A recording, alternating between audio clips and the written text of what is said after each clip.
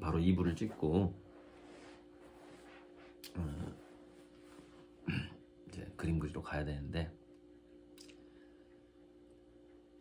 세화고 동창회 갔다는 얘기 잠깐 하고, 동창회라는 게 좀 그래요. 그러니까 저도 졸업하고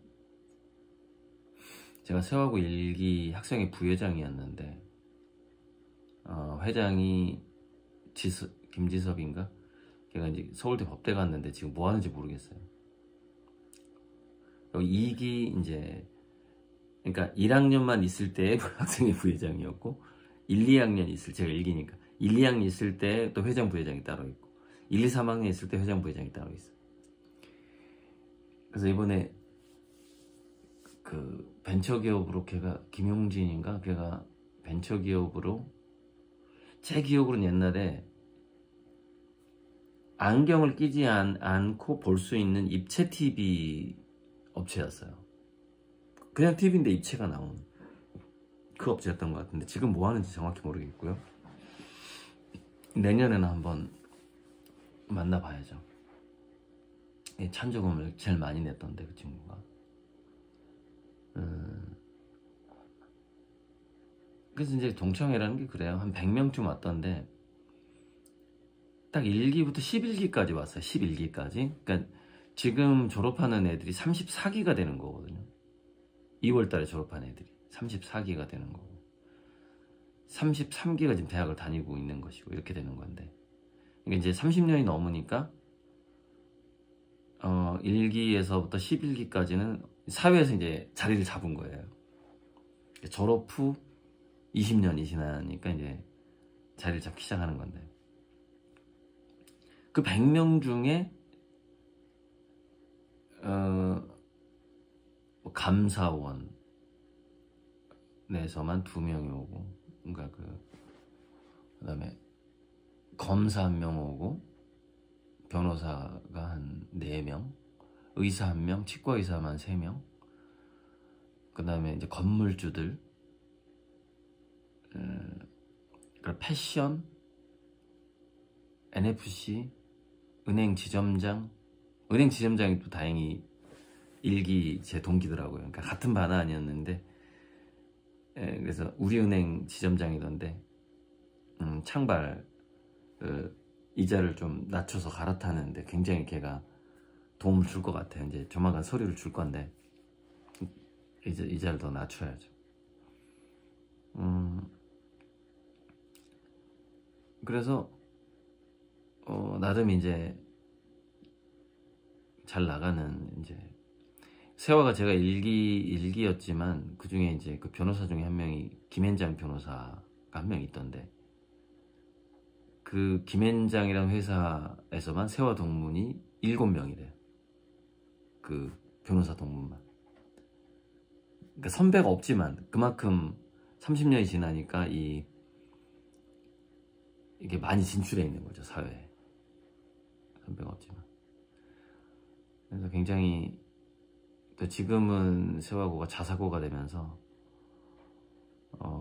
우리 때보다 훨씬 이제 뭐 AGI 시대가 왔으니까 공부를 막 잘하고 성적이 좋은 것이 중요한 건 아니지만, 제가 말씀드렸다시피 인간 관계는 중요해요. 아무리 AGI 시대가 와도. 왜냐면 신뢰라는 것 때문에, 그것도 신뢰라는 것 때문에. 그런 측면에서 그 후배들이 이렇게 각계각층에 쫙 이렇게 포진되어 있는 걸 보니까 너무 든든하고 기분이 좋더라고요. 뭐 사업가들이 제일 많죠. 사업가들이 제일 많고, 그 다음에 뭐 법조인, 그 다음에 의료인, 이런 식으로 공무원 상당히 많고 그랬던 것 같아요. 어쨌거나 은행 지점장이 제일 반가웠습니다, 저는. 현실적으로. 그래서 제 동기 제일 반가웠고, 그리고 또 이제 오랜만에 연락이 된 대학 선배 한 명이 부천에서 저축은행을 지점장이더라고요. 또 저축은행 부천에. 그리고 한번 올라오면 보자고 그러는데 저축은행 이자가 너무 비싸가지고 다른 얘기 해야 될 것 같아요. 다른 얘기. 거기가 이제 어떤 저축은행이냐면 키움증권에서 만든 저축은행인데 키움예스 저축은행인가 그래요. 거기 부천 지점장도 아는 선배더라고요. 최근에 이제 지점장 동기 선배들을 이렇게 좀 만나게 되네요. 때가 되니까. 제가 이제 그래서 그런 모임에 이제 가보는 겁니다. 가보면은 이렇게 저랑 이렇게 시너지를 낼 수 있는 이제 사람들이 있는 거죠. 그러니까 제가 준비가 됐기 때문에 그런 사람들 준비가 돼야만이, 제가 준비가 돼야만이 다른 사람들하고 시너지가 나는 거죠. 제가 준비가 안 되면은 도와달라고 하는 거밖에 안 되니까 서로 윈윈이 돼야 되는 거잖아요. 시너지라는 거. 아 참, 이거 빨리 들어가야 되겠다. 리뷰. 리뷰도 제가 이렇게 마음에 드는 부분, 그리고 제가 좀 핵심을 잘 추리고 아명구님들한테 꼭 전달하고 싶어요. 자, 맨 처음 뽑은 문장, 처음으로 뽑은 문장. 이 책은 큰 돈을 버는 방법에 대한 이야기다. 처음 뽑은 이 책은 큰 돈을 벌기 위한 방법에 대한 이야기다. 아주 좋은 문장입니다. 자, 두 번째 뽑은 문장. 자, 그러면 그 큰 돈을 번 사람들은 뭐냐 이거죠. 그들은 당신보다, 그러니까 흔히 성공. 근데 여기서 성공이라는 건 사실 돈하고 관계가 돼요. 이 책은. 그들은 당신보다 원대한 꿈을 꾸었다. 그들의 기대치는 당신보다 높았다. 이게 정답이다. 일단 목표가 원대해야 되는 것이죠. 그게 첫 단계죠. 꿈이 있어야 꿈을 꾸는 거죠. 목표가 있어야지 노력이 의미가 있는 것이고 뭐 그런 거죠. 너무 흔한 이야기라서. 그리고 굉장히 중요한 거, 대성공을 이룬 사람들은 위험을 성장의 필수 조건으로 받아들인다. 리스크, 아주 그 유명한 말, 리스크를 감수하지 않는 것이 최대의 리스크다라는 유명한 말. 그러니까 그 리스크라는 것이 그냥 필수 조건인 거예요. 필수인 거죠. 그래서 이렇게 나옵니다. 큰 성공을 거둔 사람에게 실패란 귀중한 교훈이다. 앞으로 같은 실수는 피할 수 있으니 말이다. 실패를 넘어서면 다음 단계로 넘어간다. 자, 그 다음 문제. 기회의 문은 갑자기 열리고 우리가 그 기회를 잡을 수 있을지 판단할 시간은 아주 잠깐이다. 기회가 확 열리는데 판단할 시간이 잠깐이다. 기회라면 그렇죠. 이제 누구라고 밝히진 않겠지만 제가 최근에 이제 환불이 들어올 때 한 몇천만 원이 굉장히 중요한 때가 있었어요. 그 환불 약속을 지켜줘야 되기 때문에. 얼마 전에 그 얘기부터 해야 되겠구나. 창발 주식에 500만 원을 투자하신 분이 계약서가 어쩌고저쩌고 문자가 왔어요. 그러니까 소개받은 사람이야. 제 유튜브도 안 본대요. 내가 물어보니까. 제가 상당히 이렇게 약간 화를 내면서 전화 통화를 했는데, 그래서 제가 나한테 관심 없는 사람 돈 투자받고 싶지 않으니까 환불해 가세요 그랬어요. 전화로. 그랬더니 환불 안 해가더라고요. 아내가 앞으로 유튜브 계속 보겠다. 관심을 갖겠다 이렇게 하더라고요. 자기도 예전에 화가가 꿈이었다.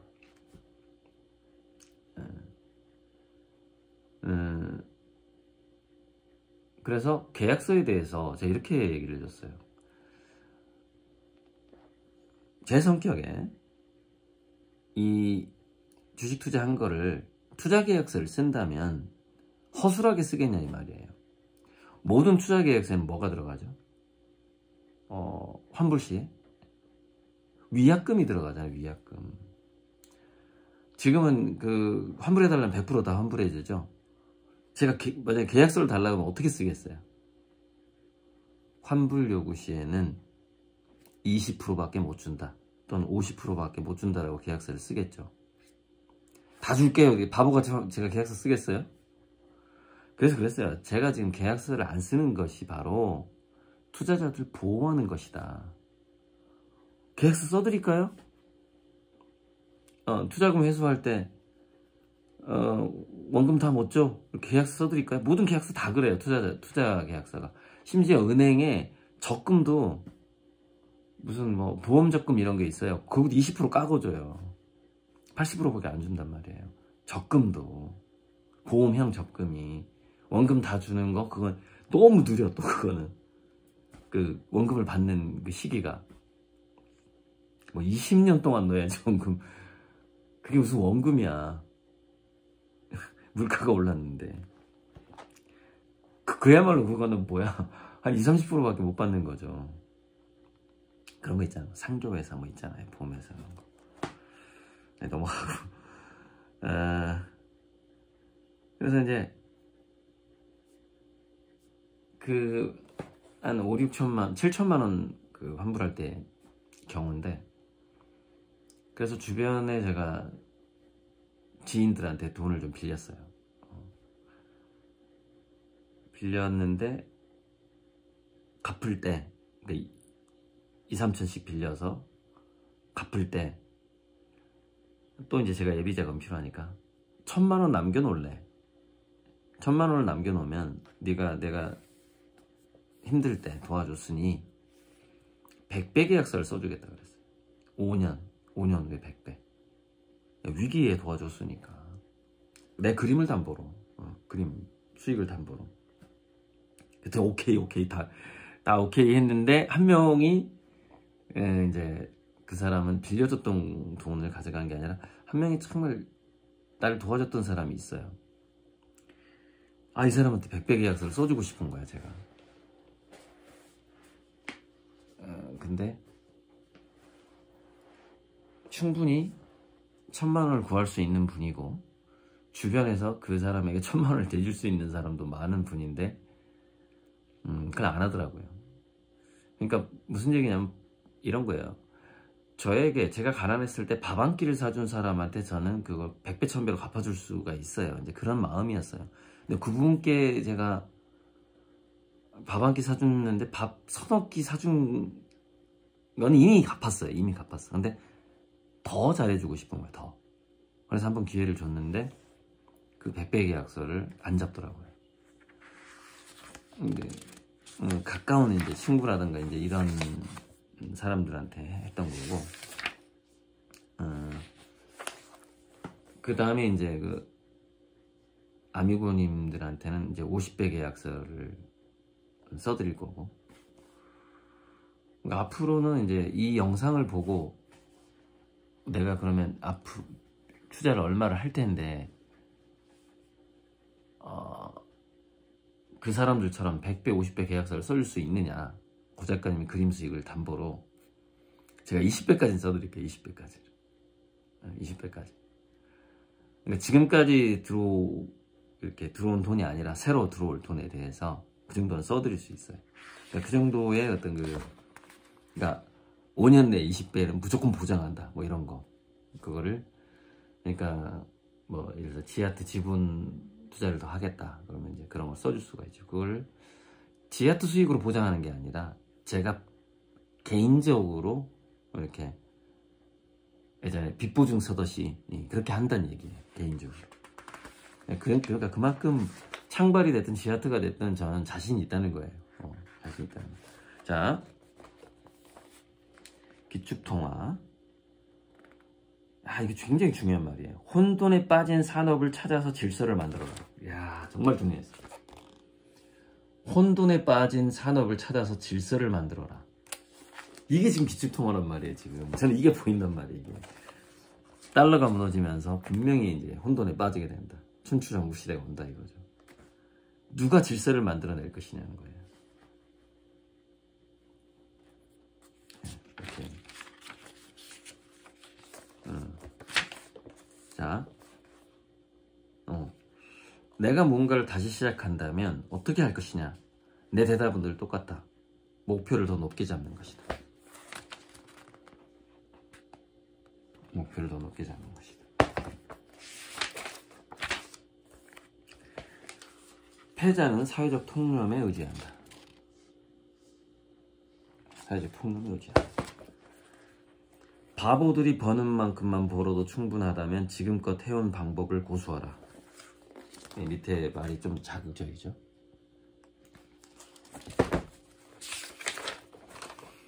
자, 다음.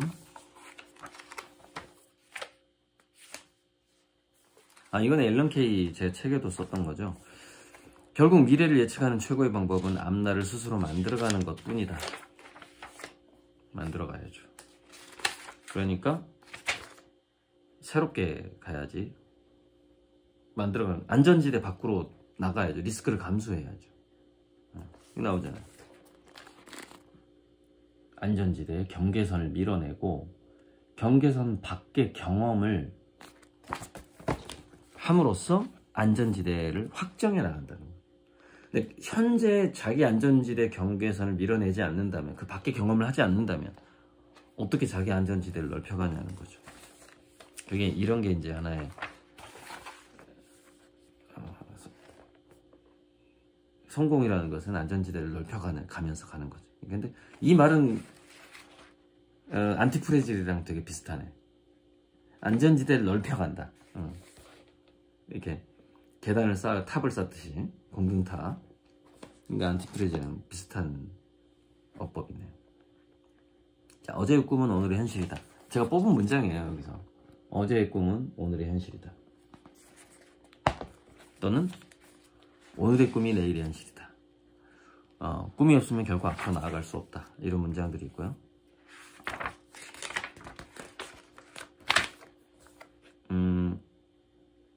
이게 이제 그 미래 이미지, 미래를 느끼는 것과 연결되는 현실화된 인식을 만들어라 밑에 대성공은 이미 그것을 이뤘다는 뚜렷한 환상에서 시작된다. 뚜렷한 환상에서 시작된다.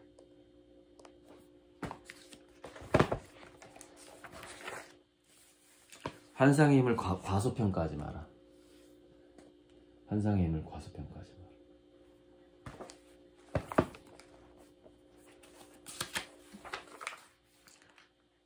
그 밑에 문장이 우리는 환상을 품어야 견딜 수 있는 냉혹한 세상에 살고 있다.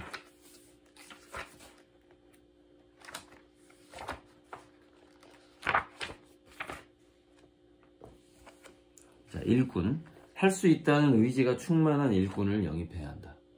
이제 동업자나 직원을 뽑을 때 얘기죠. 할 수 있다는 의지가 있어야 되고, 박 실장의 최대의 단점이 이거예요. 작가님은 할 수 있다. 그 믿음의 언어 같은 것들 최대 장점이죠. 처음에 취직하려고 할 때 저한테 했던 참 어마어마한 얘기가 있었는데 유튜브를 제 영상을 보면서 신학적인 얘기를 약간 했어요. 기독교, 그러니까 교회 다니는 친구인데 뭐 성경에 뭐 요한계시록인지 다니엘서인지 정확히 뭐 요한계시록이겠죠. 요한계시록이란 것은 그 교회에서 금기시되는 거예요. 그 해석이 마치 노스트라다무스의 그 여러 세기들 제세기보다 더 은유적이기 때문에 노스트라다무스의 제세기를 해석하는 게 훨씬 쉽죠. 요한계시록보다. 그래서 금기시되는 거예요. 왜냐하면 요한계시록을 해석해버리면 그 수많은 목사들이 이제 사이비 교주처럼 바뀌어버리기 때문에 쉽게 말을 못하는 부분이 있는데, 그래서 그만큼 각 교회마다 각 목사마다 다양한 해석이 있을 수 있는 게 요한계시록입니다. 그래서 그 요한계시록에 의한다면은 이제 앞으로 이렇게 재난기가 오는데, 혼돈기가 오는데 그러니까 미국에서 이 혼돈기를 어떤 현실적으로 해법을 제시하는 한 인물이 나오고 동양에서 한 인물이 나오는데 동양에서 나오는 한 인물이 저 같다는 거예요. 그 느낌이 왔다는 거예요. 고리들 작가가 그 앞으로의 이 지구 문명의 혼돈기에 어떤 해법을 제시하는 한 동양의 산명 나오는 인물인 것 같다는 얘기를 하더라고요. 처음에 만나서. 그래서 굉장한 이제 저는 제가 평소에 그런 생각을 갖고 있었기 때문에 이제 그런 느낌을 가졌다는 것이 좀 놀랐죠. 놀랐어요. 저는 느낌도 느낌이지만은 실질적인 해법을 갖고 있고 해법을 연구해 왔고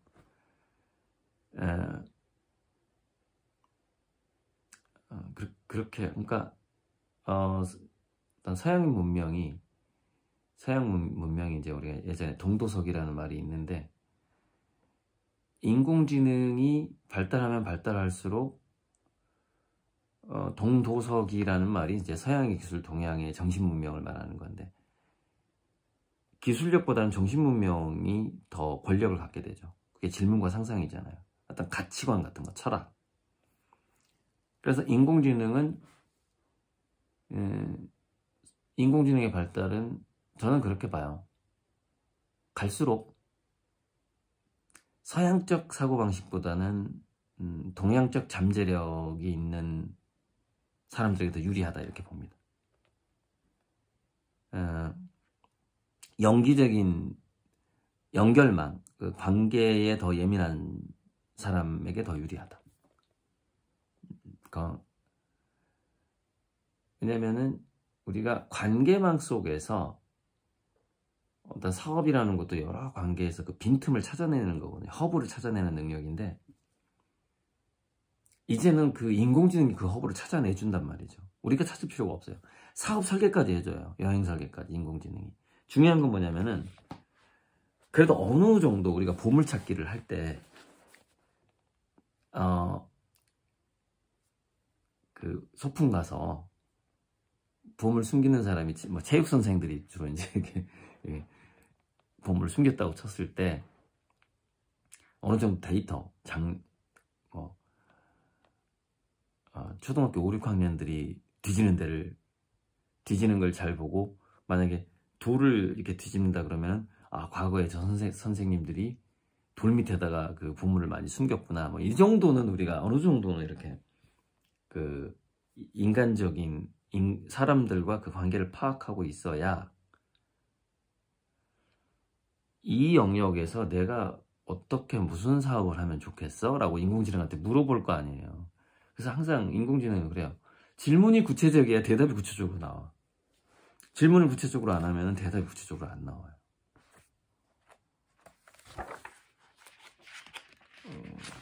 아무튼 자, 소나리 관련된 게 나오는데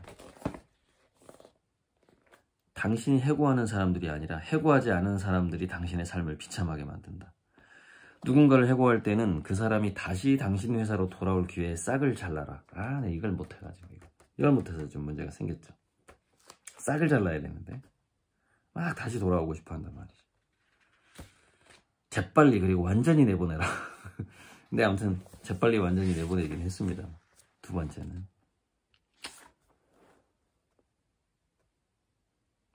네, 얘를 3번 해고했구나. 3번 2번 받아주고 3번 해고했네. 에휴, 기회를 참 많이 주긴 줬다. 그리고 소송에 관한 조언도 나와요.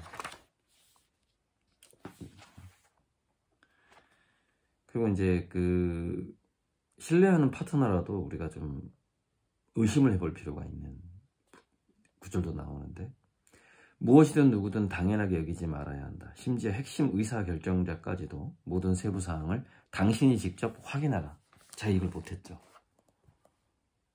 이걸 나는 그림에 집중할 테니 어쩌고 저쩌고 그래서 이걸 제대로 못했더니 사건 사고가 어마어마하게 터지더라고. 그래서 앞으로는 직접 챙긴다. 직접 챙긴다. 당신의 거래가 사람들이 사는 방식을 영원히 바꿀 것처럼 사업 계획서를 작성하라. 이거 쉽지는 않죠. 이런 게. 고리들과의 만남이 당신의 인생을 완전히 바꿔준다. 이런 계획서를 어떻게 쉽게 작성할 수가 있겠습니까? 근데 저는 그렇게 말하잖아요. 저와 관계하는 인생이 바뀐다. 바뀔 겁니다. 실행력을 키우려면 산술적 성장은 용납되지 않는다. 기하급수적 성장을 해야 한다. 비약적 성장을 추구하라. 비약적 성장을 추구하는 사람에게 투자하는 것도 됩니다. 이거. 이건 제가 잘했고 또 앞으로도 할 건데, 이렇게 할 건데, 상대방이 소송을 언급하면 그놈을 상대로 소송을 해야 한다. 고소하겠다고 협박하지 마라. 그냥 고소해라. 그냥 고소해라. 고소하겠다는 말 하지 말고 그냥 고소해라. 상대가 당신의 의지를 시험하거나 계략을 써서 문제를 일으키면 변호사에게 알려 강력한 법의 힘으로 신속하고 단호하게 대처하라. 그리고 상대가 오판했음을 깨닫게 하라. 그런 다음 협상을 재개하면 된다. 일단 고소하고 협상하라는 거지. 일단 고소해라 이거야. 제가 지금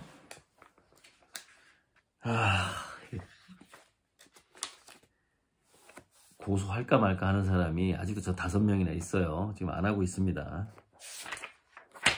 바쁠까봐 지금, 그러니까 시간 뺏길까봐 안 하고 있는 거예요. 아직 5명 남아있는데, 환불 문제, 그 다음에 저한테 이렇게 독촉 문자 해서 저를 심리적으로 괴롭힌 거, 이것까지 사실 고소할 수 있어요. 할 수 있는데, 시간 낭비가 될까봐 안 하는 거죠.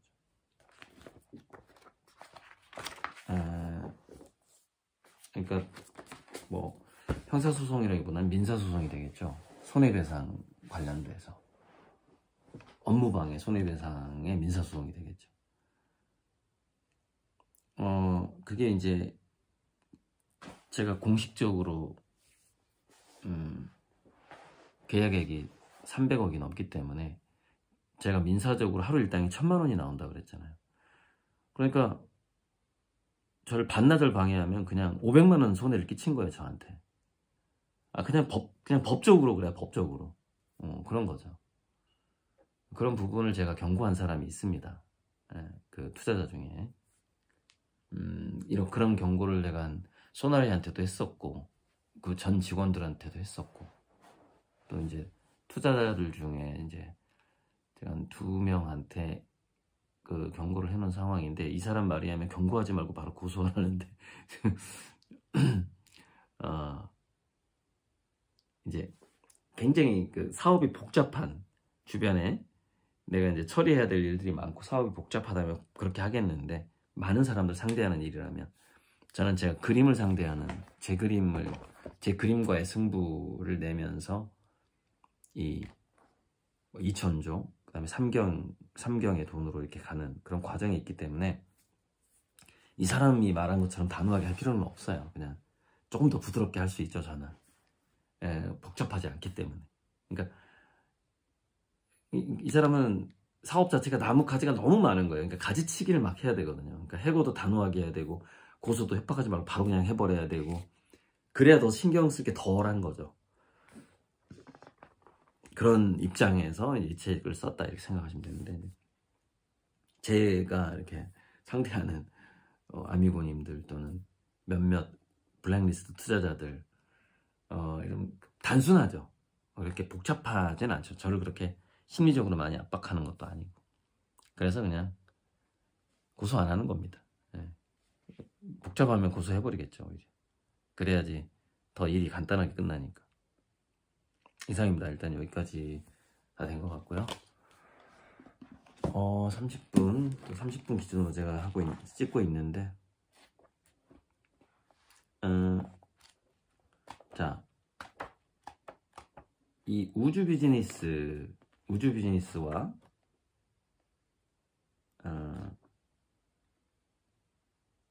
제 그 우주 비즈니스와 연관된 제 사업 아이디어는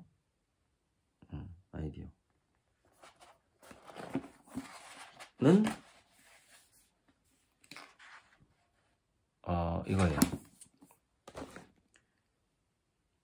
우주 비즈니스가 발달하게 되면 지상의 비즈니스도 바뀌게 되는 거예요.